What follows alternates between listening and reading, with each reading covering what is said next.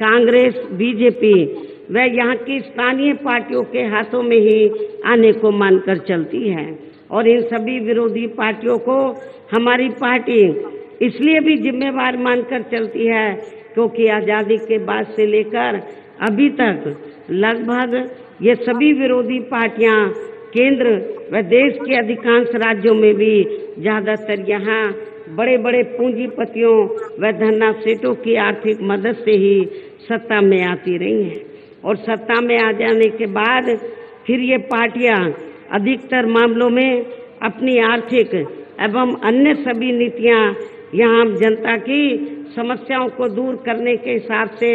तैयार नहीं करती हैं, बल्कि देश के उन बड़े बड़े पूंजीपतियों व धन्ना सेठों को ही फायदा पहुंचाने के हिसाब से अपनी अधिकांश नीतियां तैयार करती हैं, जिनके धन व बल से चुनाव लड़कर ज़्यादातर ये पार्टियां केंद्र व आपके राज्य सहित देश के अन्य राज्यों में भी अभी तक यहाँ सत्ता में आती रही हैं, जिसके कारण ही अब पूरे देश में व आपके खुद के अपने प्रदेश में भी अभी भी हमें यहाँ सर्व समाज के लोग अधिकांश मामलों में अपनी विभिन्न समस्याओं को लेकर काफ़ी ज़्यादा दुखी व परेशान ही नजर आते हैं। जबकि पूरे देश में बीएसपी ही अकेली एक ऐसी पार्टी है जो विरोधी पार्टियों की तरह देश के बड़े बड़े पूंजीपतियों व धन्ना सेठों की आर्थिक मदद से नहीं, बल्कि अपनी पार्टी के ही आम कार्यकर्ताओं की आर्थिक मदद से चुनाव लड़कर यहाँ केंद्र व राज्यों की सत्ता में आना चाहती है, ताकि हमारी पार्टी सत्ता में आने के बाद फिर बिना किसी दबाव के वे आज़ाद होकर सर्व समाज के लोगों की सभी समस्याओं का समाधान करके उन्हें हर मामले में हर स्तर पर खुशहाल बना सके। और इसी आधार पर चलकर ही आबादी के हिसाब से देश के सबसे बड़े प्रदेश उत्तर प्रदेश में 4 बार हमारी पार्टी ने अपने नेतृत्व में वहाँ सरकार बनाई है। और हमने अपनी हुकूमत के दौरान वहाँ वीकर सेक्शन, खासकर जो वीकर सेक्शन के लोग हैं उनके हितों में अनेकों फैसले लिए हैं, उनको रोटी रोजी के साधन दिए हैं। और इसके साथ ही गरीब भूमिहीन लोगों को खेती करने के लिए उन्हें फ्री सरकारी ज़मीन भी दी है, जिससे वहाँ लाखों गरीब लोगों को फ़ायदा पहुँचा है। गरीब आवासहीनों को सरकारी खर्चे से पक्के मकान भी बना कर दिए हैं। हमने गरीब व बेरोजगार लोगों को बेरोजगारी भत्ता नहीं, बल्कि सरकारी व गैर सरकारी क्षेत्रों में हमने उनको बड़े पैमाने पर नौकरी भी रोजगार भी उपलब्ध कराए हैं। इसके अलावा हमारी पार्टी की रही सरकार ने वहाँ विभिन्न क्षेत्रों में लगे लोगों के हितों में भी अनेकों महत्वपूर्ण व ऐतिहासिक कार्य किए हैं। इसके साथ ही हमने उत्तर प्रदेश में सर्व समाज के लोगों के ऊपर किसी भी प्रकार की कोई जुर्म जाति आदि भी नहीं होने दी है। इतना ही नहीं, बल्कि हमारी पार्टी की रही सरकार ने वहाँ अपने देश में दलित एवं अन्य पिछड़े वर्गों में समय समय पर जन्मे हमारे महान संतों, गुरुओं व महापुरुषों में भी खासकर महात्मा ज्योतिराव फूले, छत्रपति शाहू जी महाराज, श्री नारायण गुरु, बाबा साहब डॉक्टर भीमराव अंबेडकर एवं मान्यवर श्री कांशीराम जी आदि को भी विभिन्न रूपों में पहली बार वहाँ पूरा आदर सम्मान दिया है, जिन्हें विरोधी पार्टियों के लोग अभी तक भी आसानी से पचा नहीं पा रहे हैं। और यदि आप लोग भी यहाँ अपने तेलंगाना प्रदेश में आम जनहित के व खासकर कमजोर एवं उपेक्षित वर्गों के हितों में ऐसे ही कार्य करना चाहते हैं, तो फिर आप लोगों को भी उत्तर प्रदेश की तरह ही यहाँ अपने तेलंगाना प्रदेश में भी अपनी पार्टी को हर मामले में मजबूत बना के यहाँ अपनी खुद की सर्वजन हिताय व सर्वजन सुखाय की नीतियों पर आधारित सरकार बनानी होगी, जिसके लिए अब आप लोगों को यहाँ अपने तेलंगाना स्टेट में विधानसभा के लिए हो रहे आम चुनाव में अपनी पार्टी का बेहतर रिजल्ट लाना होगा। और इसके लिए आप लोगों को वोट पड़ने तक यहाँ की सत्ताधारी पार्टी व अन्य सभी विरोधी पार्टियों के साम दाम दंड भेद आदि अनेकों हथकंडों से भी जरूर सावधान रहना है। और इस मामले में इसके साथ साथ आप लोगों को मैं ये भी बताना चाहती हूँ कि हमारी पार्टी तो दूसरी पार्टियों के तरह अब चुनाव में कोई भी चुनावी घोषणा पत्र आदि जारी नहीं करती है।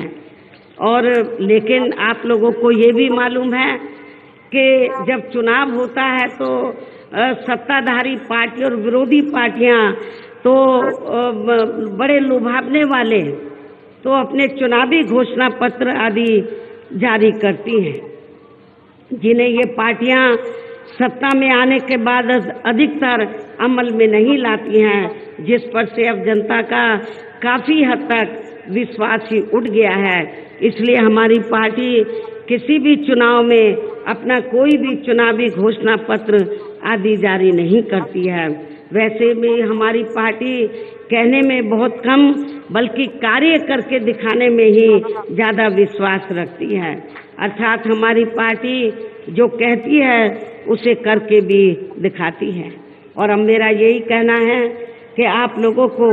अपने खुद के व अपने तेलंगाना स्टेट के भी हित में यह अपनी पार्टी बीएसपी की ही सरकार बनाना बहुत जरूरी है। तभी फिर यहाँ के प्रदेश में परम पूज्य बाबा साहब डॉक्टर भीमराव अंबेडकर एवं मान्यवर श्री कांशीराम जी आदि का भी अधूरा राज सपना जरूर साकार हो सकता है, जिन्होंने कदम कदम पर अनेकों कष्ट झेलकर अपनी पूरी जिंदगी या विशेषकर कमजोर एवं उपेक्षित वर्गों के लोगों को अपने पैरों पर खड़ा करने के लिए समर्पित की है। इसके साथ ही तभी फिर यहाँ अपनी पार्टी के स्टेट अध्यक्ष व हर मामले में कुशल व्यक्तित्व श्री आर एस परवीन कुमार को भी तेलंगाना स्टेट का मुख्यमंत्री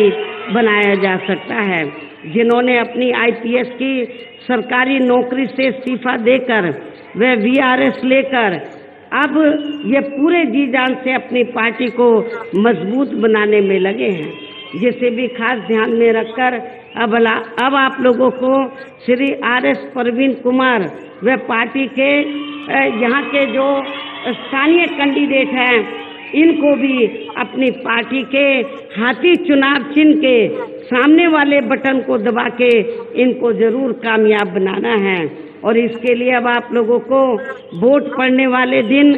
अपने सभी कार्य छोड़कर वे अपने अपने पोलिंग बूथों पर समय से पहुंचकर अपना वोट डालने के लिए जरूर जाना है। और इस मामले में हमारी महिलाएं भी पीछे नहीं रहेंगी, लेडीज भी पीछे नहीं रहेंगी। इसके साथ ही अपनी पार्टी का कोई भी वोट पड़ने से ना रह जाए तो उसका भी आप लोगों को विशेष ध्यान रखना है। इस प्रकार से आप लोगों को अपनी पार्टी को कामयाब बनाने का हर संभव पूरा प्रयास करना है। इसके साथ ही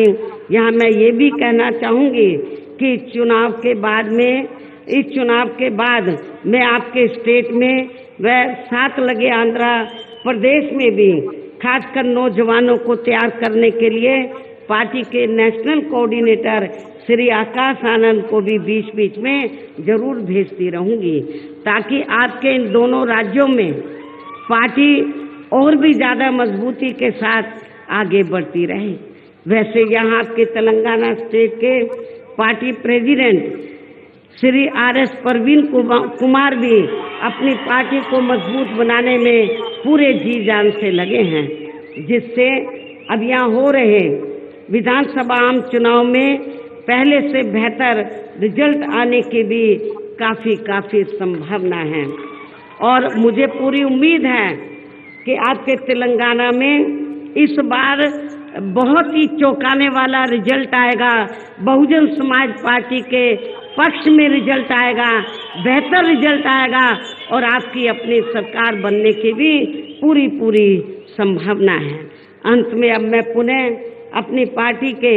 इन सभी उम्मीदवारों को जो यहाँ मंच पर मौजूद हैं, अपनी पार्टी के सभी उम्मीदवारों को पार्टी का चुनाव चिन्ह जो हाथी है, हाथी चुनाव चिन्ह के सामने वाले बटन को दबाकर इनको मैं जिताने की, कामयाब बनाने की पुरजोर अपील करते हुए अपनी बात यही समाप्त करती हूँ। जय भीम, जय भारत।